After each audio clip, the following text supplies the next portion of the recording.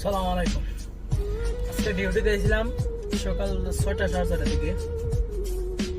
আইয়ে দেই এরিয়ামে দেন একটা গাড়ি অ্যাক্সিডেন্ট হয়ে গেছে। পরে জানতে পারলাম যে আপনার সৌদির যে খোলা হয় আছে না, যারা সৌদি আরব থাকে তারা কোথায় পারবো যে ছোটো ছোটো খোলা হয় গাড়ি লইয়া কিনা করে আঁকা বাঁকা করে গাড়ি চালায়, মানে রংভাবে গাড়ি চালায়। পরে কি করছে যে কারেন্টের খাম্প আছে যে লাইটের এরিয়ামে দেন নিয়ে দিচ্ছে মাইরা গাড়ি। দুইজন ছিল, একজন জায়গা মারা গেছে না, মানে একবারে পাউটা ভাঙ্গা অবস্থা খারাপ হয়ে গেছে, এর হসপিটাল হয়ে গেছে সাথে সাথে। আর যেটা আসছিল লগে লগে শেষ মাথা নত করে দিয়েছে। এটা ভিডিওটা আছে, আমি স্ক্রিনে দিয়ে দেবো।